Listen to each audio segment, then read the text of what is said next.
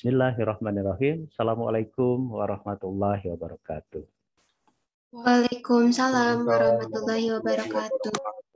Alhamdulillahirabbil alamin.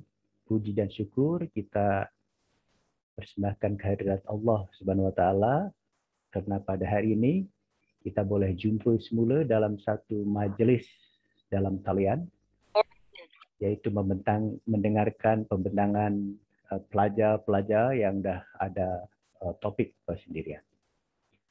Okey, para pelajar, mari kita mulakan majlis pembentangan dalam talian pada hari ini dengan bersama-sama melafazkan basmalah.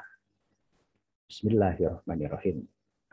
Kita nak dengar pembentangan dari 5 orang pelajar yang dah ada tajuk persendirian, iaitu Gilang R. Aprilianti, lepas tu Dennis S. Putra, lepas tu Rimba F. Azima, lepas tu Kiden B. Rafiadilah, dan akhir sekali M. Fajrin Alarik. Masing-masing pelajar membentang dalam 5 minit sahaja.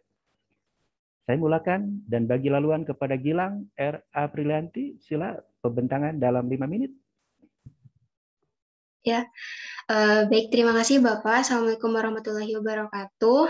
Selamat siang Bapak dan teman-teman semua. Izinkan saya untuk memaparkan materi mengenai Jawa Barat masa Orde Baru hingga awal reformasi. Sebelumnya saya ingin meminta maaf karena di PPT ada kesalahan penulisan mengenai Repelita 7 yang harusnya itu adalah Repelita ke-6. Baik, mulai dari situasi politik pada masa transisi, di mana ada suatu bacaan menarik dari bukunya Ibu Nina Herlina bahwa pada tanggal 1 Oktober tahun 1965 diadakan upacara penutupan Mokpram atau masa prabakti mahasiswa di Unpad. Dan ketika itu, Rektor Unpad, yaitu Bapak Sanusi Harjawinata, mengatakan seperti ini. Pengamalan Jiwa Konasakom adalah merupakan permulaan pengamalan bakti kita. Nah, dari situ dapat memberi gambaran bagaimana situasi politik di Jawa Barat, utamanya di Bandung, bahwasanya masih ada keinginan kuat dari para elit untuk menyebarkan Nasakom, serta masih kuatnya pengaruh Soekarno. Nah, peristiwa besar yang terjadi sebenarnya dimungkinkan itu belum diketahui oleh banyak orang, utamanya mereka yang berada pada posisi penting dan juga yang dekat dengan Soekarno, sehingga di Jawa Barat sendiri masih diselimuti oleh ketidakpastian. Kemudian di sepanjang awal tahun 1966 kita ketahui bahwa ada peristiwa penyerahan Super Semar dari Bapak Soekarno ke Bapak Soeharto, dan itulah menjadi tonggak penting terjadinya perubahan. Dan ketika rakyat Jawa Barat itu telah menerima kepastian bahwasanya gerakan 30 September adalah gerakan pemberontakan, maka di Jawa Barat terjadi perubahan politik. Meskipun ada upaya untuk meminimalisir agar tidak terjadi bentrokan fisik, namun di Bandung sendiri terjadi bentrokan fisik yang kemudian menewaskan mahasiswa dari Universitas Parahyangan yang bernama Julius Usman. Nah, di samping itu, dalam upaya memenuhi tuntutan yang ada dalam Tritra, pemerintah Provinsi Jawa Barat yang pada saat itu dipegang oleh Brigjen TNI Mas Budi mengeluarkan keputusan Gubernur Kepala Daerah Provinsi Jawa Barat pada tanggal 26 Oktober tahun 1900 sebagai penyegaran dan juga pembersihan gitu di berbagai bidang terkait keberadaan oknum-oknum yang memang terlibat dalam gerakan 30 September. Di samping itu, oleh karena Soeharto dan Orde Baru ini berupaya untuk melakukan pembangunan di segala bidang dalam upaya menyejahterakan masyarakat, maka di Jawa Barat sendiri diadakan pembangunan di berbagai bidang, yaitu ekonomi, agama, sosial budaya, kesehatan, dan juga pendidikan. Di bidang ekonomi ini, Jawa Barat ini memiliki peran penting dalam produksi padi, bahkan peranannya itu meningkat secara nasional. Kemudian di bidang agama dibangun sarana dan prasarana ibadah baik untuk yang muslim maupun non-muslim, begitu dalam bidang kesehatan dan pendidikan, peningkatan sarana prasarana dan juga sumber daya manusianya juga ditingkatkan. Kemudian memasuki awal reformasi, seperti yang kita ketahui bahwa di tahun 97 pamor Pak Soeharto menurun dan banyak terjadi penyelewengan, utamanya sehingga terjadi krisis moneter yang kemudian berkembang menjadi krisis kepercayaan yang menimbulkan aksi-aksi demonstrasi mahasiswa di Bandung. Sebenarnya tuntutan awal mereka ini adalah perbaikan ekonomi dan juga KKN, namun kemudian meningkat menjadi tuntutan pergantian pemimpin nasional. Nah, di samping itu, lengsernya Soeharto itu tidak serta-merta merubah keadaan menjadi lebih baik gitu, karena justru tersendat dalam program pembangunan yang telah dirancang, utamanya dalam Repalita ke-6. Sehingga pemerintah Jawa Barat saat itu membuat program darurat yang dinamakan dengan istilah Dakabaraya gitu. Karena memang kondisi saat itu belum menentu. Dakabaraya ini merupakan akronim bahasa Sunda, yaitu Pidahareun Loba, Kabeliku Rakyat, Barudak Bisa Sakola, Rakyatnya Jak-Jaguar Ringkas, anu miskin ngurangan, anu iman nambahan. Nah, di samping itu, di masa awal reformasi ini juga dinamika politik yang terjadi di Jawa Barat adalah berpisahnya Banten dari Provinsi Jawa Barat yang secara resmi pada tanggal 4 Oktober tahun 2000. Mungkin segitu Bapak pemaparan dari saya. Terima kasih. Mohon maaf apabila. Oke, terima kasih Gilang R. Aprilianti yang dah bentang dalam masa 5 menit. Kita nak dengar pembentangan berikutnya daripada Dennis S. Putra. Dennis, masa pembentangan sama 5 menit. Sila mulakan dari sekarang. Baik, terima kasih. Bismillahirrahmanirrahim. Assalamualaikum warahmatullahi wabarakatuh. Saya Dennis Surya Putra dengan NIM 1801954. Saya di sini akan menjelaskan bagaimana kebijakan politik luar negeri Indonesia pada masa Orde Baru dari tahun 1966 sampai 1958. Nah, sebelum kita berlanjut kepada bagaimana kebijakan politik luar negeri Indonesia, kita harus mengetahui gitu bagaimana konsep politik luar negeri Indonesia, yakni bebas dan aktif. Nah, konsep politik luar negeri bebas dan aktif ini dikemukakan oleh Muhammad Hatta pada pidatonya yang berjudul Mendayung di Antara Dua Karang tahun 1948. Nah, bebas sendiri adalah Indonesia bebas menentukan arah kebijakannya dalam permasalahan internasional, namun tidak condong ke dua blok, yakni blok Barat dan blok Timur yang pada saat itu mendominasi. Nah, aktif sendiri adalah aktif melaksanakan perdamaian dunia sesuai dengan amanat Undang-Undang Dasar 1945. Lalu ada landasan hukum mengenai kebijakan politik luar negeri Indonesia pada masa Orde Baru. Yang pertama adalah Pancasila dan Undang-Undang Dasar 1945, yakni pembukaan pada alinea keempat, memajukan kesejahteraan umum, mencerdaskan kehidupan bangsa, dan ikut melaksanakan ketertiban dunia yang berdasarkan kemerdekaan, perdamaian abadi, dan keadilan sosial.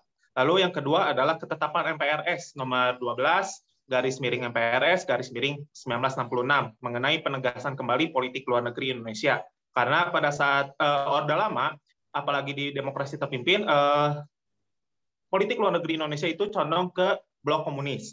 Nah, yang ketiga adalah Undang-Undang Nomor 1 tahun 1967 mengenai penanaman modal asing, yakni sebuah kebijakan di bidang ekonomi yang bertujuan untuk memperlancar investasi asing masuk ke Indonesia.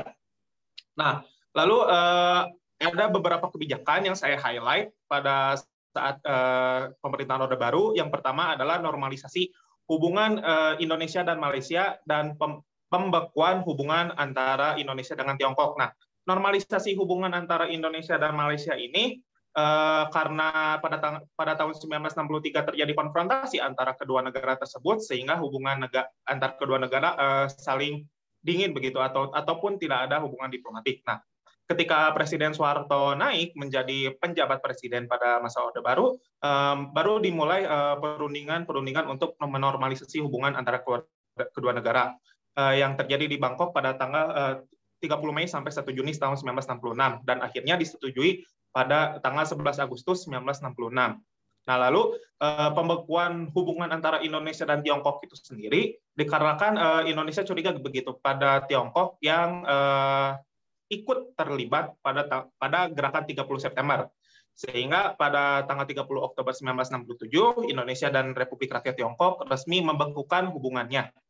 Menurut Perdana Menteri Adam Malik, kata membekukan itu bertujuan untuk nantinya, mungkin nanti pada saat yang mendatang, hubungan antara Indonesia dengan RRT bisa terjalin kembali. Nah, lalu yang kedua adalah Indonesia kembali menjadi anggota PBB, karena pada saat itu latar belakang keluarnya Indonesia dari PBB itu karena tidak setujunya Malaysia menjadi anggota tidak tetap Dewan Keamanan PBB, sehingga pada tanggal 7 Januari 1965 Presiden Soekarno resmi menyatakan Indonesia keluar dari PBB. Nah, ketika Presiden Soeharto menjadi penjabat presiden, ada usaha-usaha untuk Indonesia kembali masuk ke dalam anggota PBB. Sehingga pada tanggal 28 September 1966, Indonesia kembali masuk PBB dan menjadi satu-satunya negara yang keluar dari PBB dan masuk kembali sebagai anggota PBB.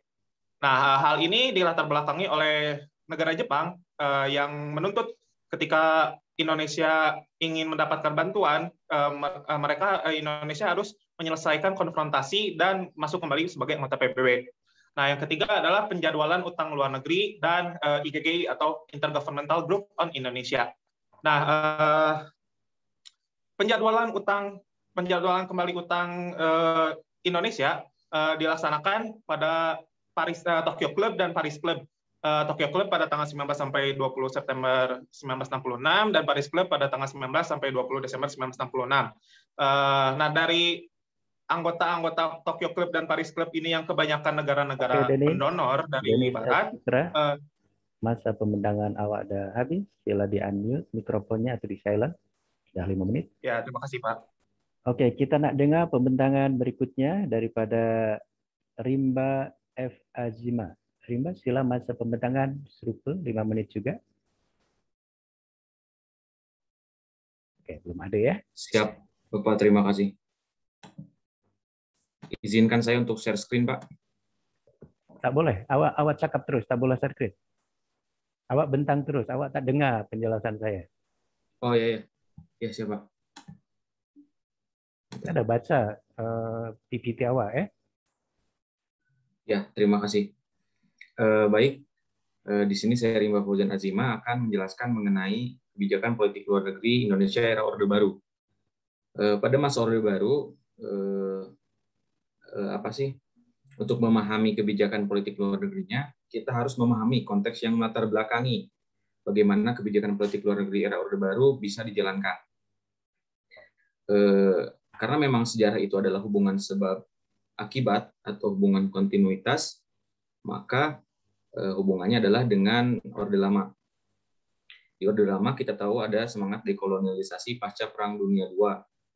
Kemudian adanya anti bipolarisme yang mengakibatkan adanya gerakan non-blok. Dan setelah itu politik bebas aktif, dan kemudian juga ada politik sebagai panglima, karena memang konteks zamannya pada waktu itu sebelum merdeka masih terjadi pertarungan antar ide, memperebutkan bagaimana ide yang dominan untuk dijadikan bagaimana kebijakan dijalankan di Indonesia.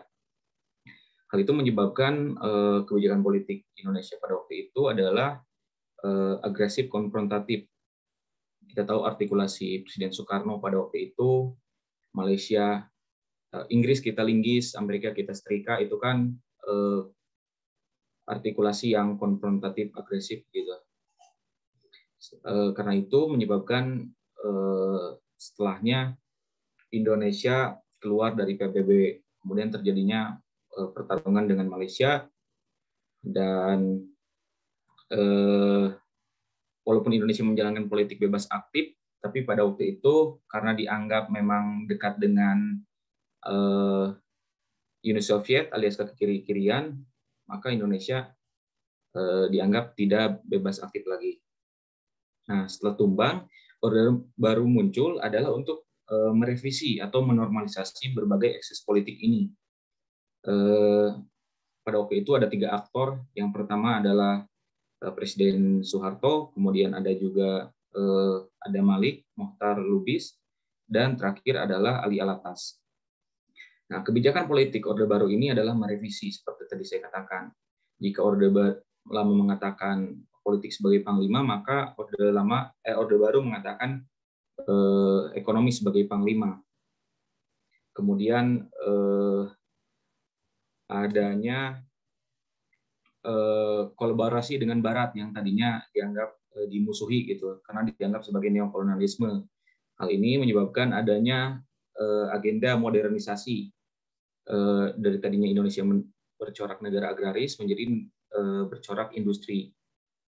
Untuk mewujudkannya, Indonesia menciptakan adanya konsep trilogi pembangunan, yaitu adanya stabilitas politik hukum dan keamanan, kemudian pertumbuhan ekonomi, dan terakhir adalah pemerataan pembangunan.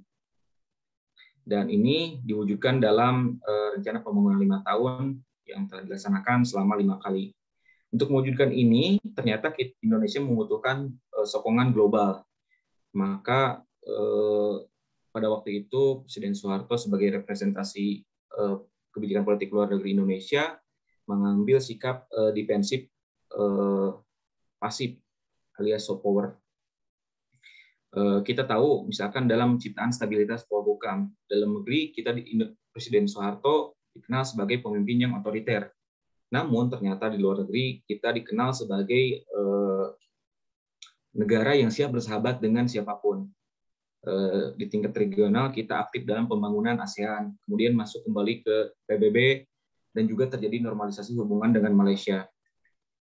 Dalam bidang ekonomi, Rimba, ciptakan pembentangan dah habis pun, sila di unmute atau silent mikrofon awak. Oke, kita nak dengar pembentangan berikutnya daripada Kidan B. Raifadilah. Kidan, masa pembentangan serupa 5 menit pun. Sila mulakan dari sekarang. Baik Bapak, terima kasih. Sebelumnya, Assalamualaikum warahmatullahi wabarakatuh. Perkenalkan, nama saya Kidan Bintar Fadila dengan 1909661. Di sini saya akan menjelaskan tentang dinamika Islam pada masa Orde Baru. Jadi ada 15 orang yang mewakili aspirasi politik Islam. Nah, anggota-anggotanya secara otomatis kembali kepada rumpunan masing-masing, yaitu kalangan nasionalis yang merupakan alumni Barat, dan di lain pihak juga adalah kelompok Islam. Nah, untungnya ini ada sebuah kompromi politik yang tertuang di dalam piagam. Namun ada perubahan yang mendasar. Nah, ketuhanan ini diubah dan diletakkan dalam sila pertama dan diikuti klausul dengan kewajiban menjalankan syariat Islam bagi pemeluk-pemeluknya. Selanjutnya, bagi umat Islam, klausul itu sangat penting karena kedepannya penerapan syariat Islam ini dipayungi oleh undang-undang. Hal ini juga cerminan jalan kompromi antara kaum nasionalis dan Islam. Namun demikian, tidak semua umat Islam ini berlega hati dengan keputusan itu. Ada yang merasa kecewa dengan hal ini yang dianggap hal ini juga sebagai kekalahan politik wakil-wakil umat Islam dalam BPUPKI. Selanjutnya juga bisa dilihat dari Soeharto yang membonsai parpol dengan berfungsi parpol-parpol menjadi 3 partai besar, yaitu PPP, Golkar, dan PDI pada tahun 1970-an. Secara konvensional juga, kelompok tertentu wajib memberikan suaranya ke golongan karya yang berafiliasi dengan pemerintah. Nah, tidak pelak juga ada 4 kali pemilu perolehan suaranya itu terbanyak dan terus memimpin. Sementara itu, suara-suara yang ingin menegakkan syariat Islam atau Islam sebagai dasar negara ini nyaris hampir tidak terdengar gitu. Boleh jadi karena intervensi negara yang terlalu kuat terhadap gerak-gerik warganya, yang termasuk ormas yang membuat menjadi diam dan tiarap. Jadi seolah-olah ada kesimpulan bahwa berbeda dengan mainstream negara ini, yaitu ini jadi berbahaya gitu. Jadi seolah-olah Pancasila ini dianggap bertentangan dengan negara atau harus siap dibubarkan. Kemudian tekanan kuat rejim pada masa Orde Baru juga yang memaksa kecenderungan gerakan politik umat Islam yang bergeser ke arah yang relatif lebih netral, yaitu ke arah kebudayaan. Kebanyakan aspirasi umat juga, terutama dekade antara tahun 1980-an sampai dengan 1990-an, juga tidak memandang aktivitas politik sebagai satu-satunya wadah perjuangan dalam rangka berkhidmat pada Islam dengan segala kandungan makna yang diyakini dan dihayati dalam kehidupannya. Nah, gerakan Islam saat itu juga sedang bergerak ke arah spektrum baru yang lebih dominan bersifat kebudayaan daripada politik. Dalam tentang waktu yang cukup panjang itu, kita bisa melihat juga berdasarkan sejumlah indikasi yang menunjukkan tentang sejarah umat Islam di tanah air.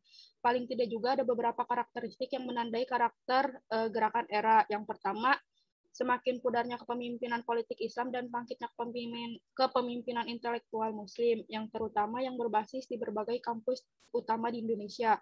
Yang kedua, kecenderungannya semakin lemahnya kecondongan pada hal-hal yang bersifat furu'iyah dan tanpa semakin menonjol isu-isu sosial, ekonomi, intelektual, dan estetika dalam Islam. Yang ketiga, kecenderungannya ditandai semakin lemahnya sikap-sikap sekretarian dan semakin tumbuhnya sikap-sikap non-sekretarian di sebagian besar kalangan umat, terutama di kalangan generasi muda. Kemudian selanjutnya juga terdapat banyak faktor yang mempengaruhi melemahnya sampai runtuhnya kepemimpinan politik rejim pada masa Orde Baru. Selain problem fundamental ekonomi dan perubahan konstelasi skenario politik global, salah satu yang mempengaruhinya adalah bom waktu yang gerakan Islam itu lambat disadari oleh Soeharto.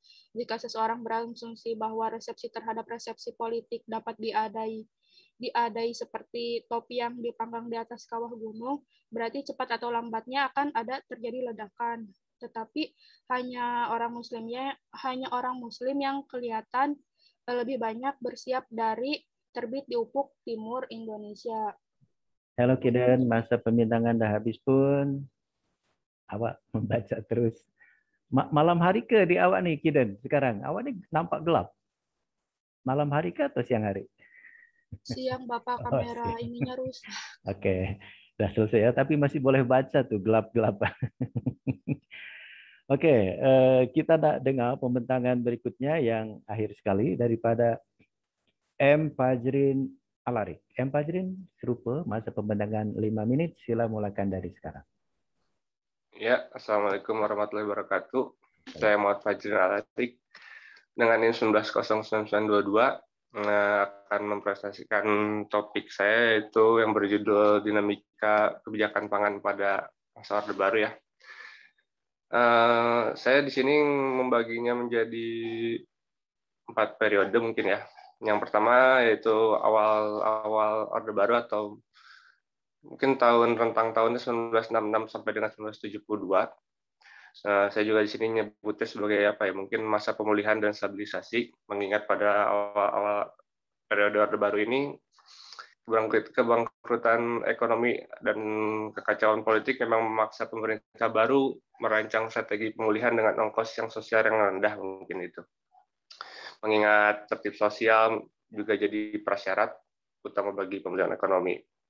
Nah, dalam prakteknya pemerintah memang terbilang cukup mampu memenuhi kebutuhan dasar pangan serta sandang ya dengan jumlah yang cukup setelah mengendalikan inflasi yang cukup mengganas mungkin pada saat itu. Nah, selanjutnya juga pada periode ini diterapkan mungkin istilahnya self-sufficiency begitu ya. Yang ini dimulai dengan adanya program Dimas Gotong Royong pada tahun 1969 hingga 1970 di mana pemerintah bekerja sama dengan perusahaan agribisnis internasional untuk menjamin pasokan beras ke kota. Nah, ini tentunya didorong dengan keterbatasan negara dalam pembiayaan investasi publik di bidang pertanian ya. Akan tetapi program ini tidak berujung lama dan berujung pada kegagalan dan dihentikan presiden di mana pada prakteknya memang terjadi banyak salah urus kebijakan serta korupsi. Sementara kekacauan administrasi tersebut semakin meluas ya, di mana juga terjadi krisis beras pada 1972. Selain memang karena kemarau panjang, ini juga jadi bukti kegagalan Bulog dalam menjalankan fungsinya sebagai stabilisator harga. Mungkin masuk ke periode berikutnya yaitu 1973 hingga mungkin 1980 ya. Saya juga mengutip dari beberapa sumber, ini juga disebut dengan periode oil boom gitu. Nah, di mana dibarengi dengan momentum ketika harga minyak naik dan pemerintah mendapat sumber pembiayaan baru secara besar-besaran pada 1973, terjadi pula nih perubahan strategi pangan yang tadinya seperti yang disebutkan sebelumnya menjadi strategi yang mengawinkan antara subsidi dan dirigisme atau kontrol pasar oleh negara begitu. Subsidi tersebut berupa pupuk, bantuan kredit, sistem harga dasar yang akibatnya harga padi jadi naik, dan pembiayaan sarana produksi berupa proyek-proyek irigasi yang dibiayai oleh pinjaman asing. Ini juga cukup menggambarkan komitmen Orde Baru dalam pembangunan pertanian dan membangun paradigma juga gitu, bahwa kebijakan yang dibuat bukan saja berorientasi pada konsumen perkotaan, tapi juga bagi produsen sekaligus semi konsumen, ya ini petani. Nah, hal ini pula yang membuat kalangan mungkin disebut kalangan elit desa begitu, atau kepala desa dengan sengaja dilibatkan dalam konsumen, dalam dalam pengawasan pemerintah gitu di lingkup yang kecil atau sempit lah, yaitu perdesaan. Nah, masuk kepada periode selanjutnya itu mungkin periode 80-an ya.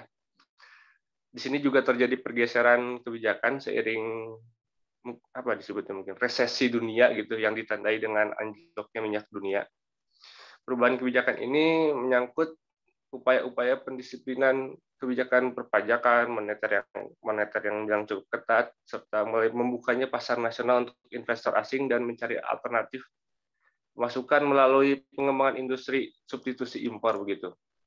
Secara strategi tersebut cukup menciptakan dukungan iklim bisnis yang kompetitif, termasuk menyediakan ongkos produksi yang murah bagi investor, terutama untuk komponen upah.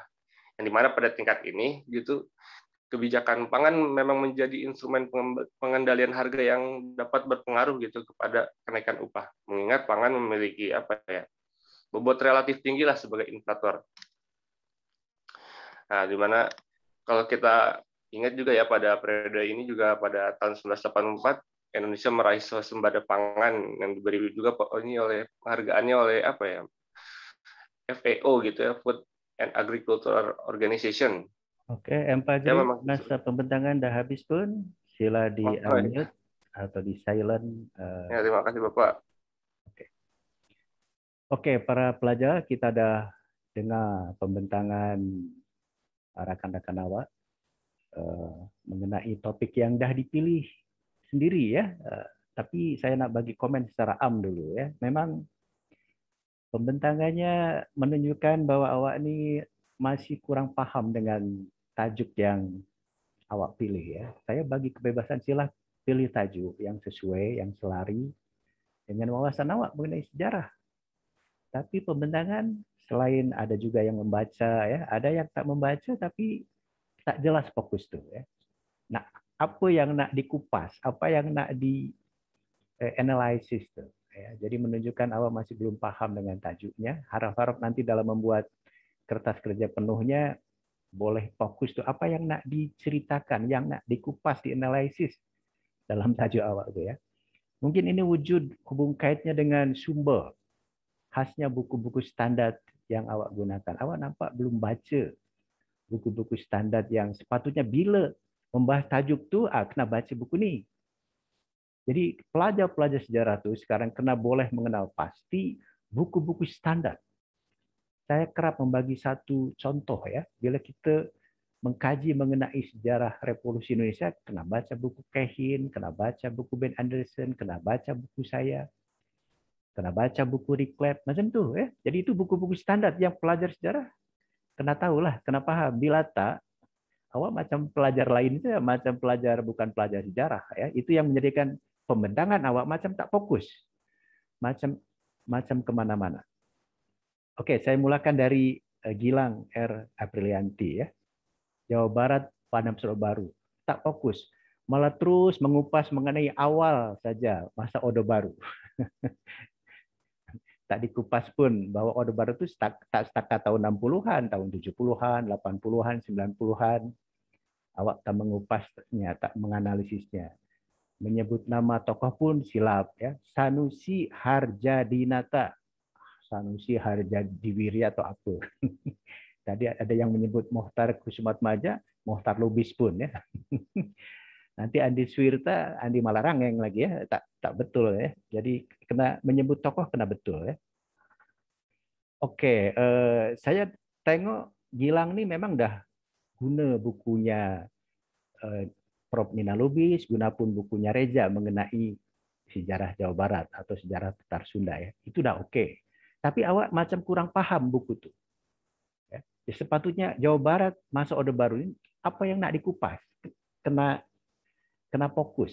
Sama ada mengupas figur ke, tokoh ke, proses pembangunan ekonomi ke, atau apa. Ya, itu yang awak belum fokus. Nanti dalam makalah penuh harap-harap fokus analisis. Nah, apa yang nak dikisahkan, ya, diceritakan. Oke, soalan dari saya kritikal ya.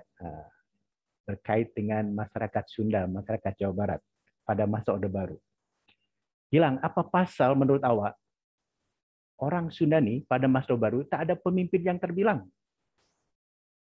di pentas politik ya? Setakat Umar Wirahadi Kusuma saja, setakat timbalan presiden. Tak ada tokoh lain. Apa pasal? Apa sebab ya? Sila jawab, Gilang terus. Paham tak, Gilang? Tokohnya.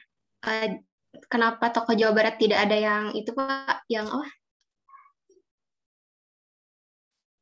Boleh jawab tak? Mohon diulangi, Pak, tadi. Oke, kurang paham. Awak tak dengar berarti ya soalan saya. Oke, next. Dennis S. Putra. Serupa ya. Dennis pun nak mengupas mengenai politik luar negeri Orde Baru, tapi terus bertumpu pada masa kemerdekaan, pada masa kerajaan Soekarno, pada masa kerajaan awal Orde Baru. Tak fokus bahwa Orde Baru itu dari mulakan 1960-an hingga 1990-an. Oke, memang bukunya ada mengutip bukunya Marwati Junaid, bukunya Riklep, tapi kena dicampur dengan buku yang lain. Ya. Banyak buku mengenai dasar luar Indonesia pada masa Orde Baru itu. Ya. Mungkin bukunya Leo Sunyadinata, khasnya biografi daripada menteri-menteri luar Indonesia. Ada Malik dah menulis buku, Mohtar Sumatmaja dah menulis buku pun, Ali Alatas dah menulis buku pun. Itu kena dibaca. Tentu di samping juga jurnal-jurnal akademik kena dibaca nanti ketika menulis kertas kerja penuh. Oke, soalan untuk Dennis. Buat satu hujah, beri satu hujah, satu reasoning. Apa pasal kerajaan Orde Baru akhirnya dia menghala kepada kepentingan politik Barat, berbeza dengan kerajaan Soekarno yang menghala kepada kepentingan politik dunia timur, sama ada Soviet Union maupun Republik Rakyat Cina, tapi kerajaan Orde Baru dia menghala kepada negara-negara Barat. Apa pasal? Apa hujah awak? Dennis S. Putra, sila jawab. Kalau menurut saya mungkin kenapa berhaluan Barat karena Soeharto sendiri sangat anti kepada komunis dan lebih condong kepada dunia Barat, apalagi ketika pada masa awal Orde Baru blok Barat ataupun negara-negara Barat ini berjanji untuk memberikan bantuan finansial untuk pembangunan Indonesia yang pada saat itu sangat dibutuhkan untuk bisa pertama untuk melunasi utang-utang kepada negara-negara sosialis ataupun blok timur, yang kedua ingin membangun Indonesia untuk bisa menjadi negara yang lebih baik lagi ataupun menjadi negara yang lebih industrialis daripada ketika Soekarno yang lebih ke agraris. Mungkin itu Pak yang dapat saya jawab. Sebab awak kata Soekarno dia menghala ke blok timur, itu dia tak mengamalkan politik bebas aktif. Jadi Soeharto menghala ke barat, itu pun bermaksud berarti bahwa dia pun tak mengamalkan politik bebas aktif kan sebenarnya. Jadi apa yang saya nak pahamkan adalah awak tak boleh menghakimi dasar politik luar daripada Presiden Soekarno. Dia menghala kepada timur ada hujah. Macam tadi awak memberi hujah kepada Presiden Soeharto berorientasikan ke barat sebab ada hujah. Tapi bila awak membuat satu penilaian Presiden Soekarno tak mengamalkan bebas aktif, Presiden Soeharto pun serupa. Bila hujahnya macam tu ya. Jadi apa yang patut pelajar sejarah ini membuat analisis, tak boleh membuat satu pengadilan sejarah. Kita buat analisis yang netral saja. Apa pasal Soekarno lebih condong kepada dunia timur dan apa pasal Presiden Soeharto lebih condong ke dunia barat. Nah, itu yang kena dianalisis, dikupas ya. Tak boleh membuat satu judgment, tak boleh membuat satu pengadilan bahwa Soekarno apatah lagi menyimpang daripada Pancasila, Undang-Undang Dasar 45, itu jauh sangat ya, tak sesuai dengan penjelasan. Oke, good. Tapi mohon dicampur buku ataupun artikel dari jurnal nanti ya ketika membuat makalah penuh. Oke, terima kasih Dennis. Lepas itu Rimba F. Azima. Ini tak ada rujukan ya, macam mendongeng saja, berkisah saja ya. Serupa topiknya tajuknya mengenai politik luar Orde Baru. Ini pun serupa kemana-mana penjelasannya, kupasannya tak fokus ya. Tadi mungkin menyebut nama Menteri Luar pun silap ya. Oke, soalan saya kepada Rimba F. Azima. Menteri Luar mana pada masa Orde Baru? Ada Malik ke, Mohtar Kusumatmaja ke, Ali Alatas ke, yang terbilang, yang peranannya besar, dan apa dia program yang menurut Anda Menteri Luar ini berjaya atau sukses? Ya. Rimba F. Azima, boleh jawab? Bisa, Pak. Kalau mengenai Menlu yang paling tersohor itu mungkin bisa dibilang Ali Alatas, Pak. Mengapa Ali Alatas? Karena yaitu menyelesaikan berbagai misalkan konflik di Asia Tenggara, di Malaysia salah satunya, di Myanmar, di Myanmar. Kemudian juga di PBB dia itu sempat menjadi diutus oleh PBB di berbagai urusan-urusan diplomasi begitu. Tapi juga itu sih masih bingung. Cuman itu hanya pendapat pribadi saya kalau mana yang terbaik begitu.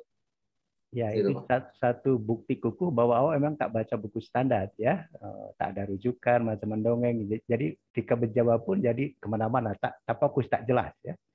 Masing-masing menteri luar dia ada kelebihan, ada kebolehan. Ada Malik, tak setakat dia menamatkan konfrontasi dengan Malaysia, itu ada Malik, bukan Naila Latas ya.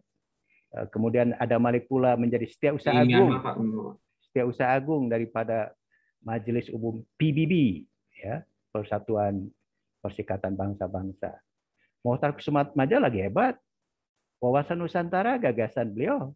Kita boleh punya satu wilayah lautan yang luas. Itu jasa daripada Mohtar Kusumatmaja melalui diplomasi maritimnya. Ya. Jadi satu bukti kukuh bahwa tak baca pun biografi menteri-menteri luar yang sepatutnya diguna pakai masa mengupas, menganalisis dasar luar pada masa Orde Baru, khasnya peranan daripada menteri-menteri luar ya. Oke, Ali Alatas sebenarnya kurang, dia anak didik daripada Mohtar Kusumatmaja, dia pun hingga tamat Orde Baru mungkin bila boleh juga dibilang Ali Alatas lah yang menyebabkan Timur lepas daripada kerajaan Orde Baru kan. Jadi sepatutnya baca buku-buku mengenai dasar luar Indonesia pada Orde Baru supaya awak punya wawasan, punya pemahaman yang betul ya. Oke, sekarang Kiden B. Raifadilah. Ini pun serupa lah ya, tak fokus, kurang fokus mengenai dinamika Islam pada masa Orde Baru. Ada memang memetik jurnal daripada Putra, tapi buku belum ada ya, buku standar mengenai Islam pada masa Orde Baru.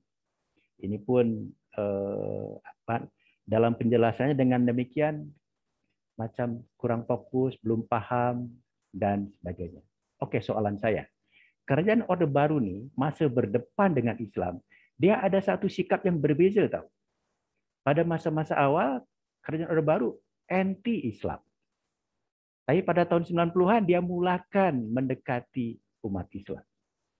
Buat satu contoh, buat satu hujah apa pasal pada masa-masa awal Orde Baru kerajaan ini anti-Islam, tapi pada tahun 90-an hujung Orde Baru kerajaan ini bersikap berbaik-baik dengan umat Islam. Kiden B. Raifadilah, sila jawab.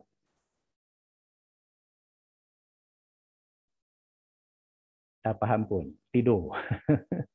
Kiran, itu mikrofonnya di mute. Iya, Bapak. Boleh jawab tak?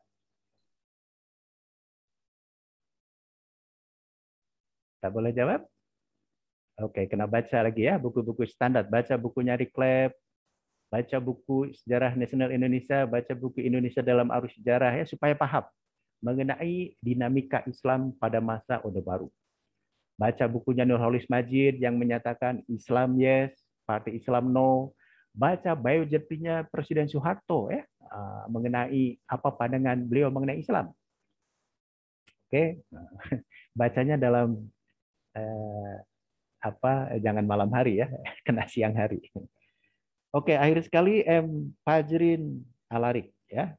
Ini pun serupa. Oke, awak berucap tuh oke ya, tapi macam kurang fokus. Apa yang nak dianalisis dengan dasar pangan Orde Baru nih ya? Dinamika kebijakan pangan pada masa Orde Baru. Awak oke dah guna buku daripada siapa nih? Lasso, Nasution, Simatupang atau siapa ya?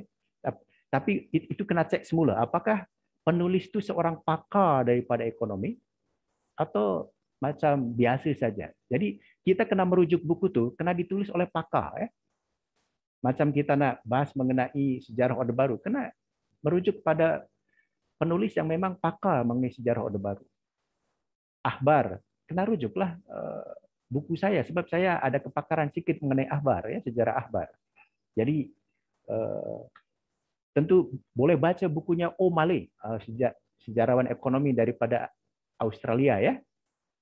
T. Kian Wee, itu sejarawan ekonomi Indonesia pun baca buku-buku dia bersabit dengan sejarah ekonomi pada masa Orde Baru sehingga nanti M. Fajrin boleh fokus tu apa yang nak didedahkan, yang nak dikupas mengenai dasar pangan pada masa Orde Baru sehingga berjaya menjadi swasembada pangan pada tahun 1984-1985. Oke, soalan saya pada M. Fajrin ya.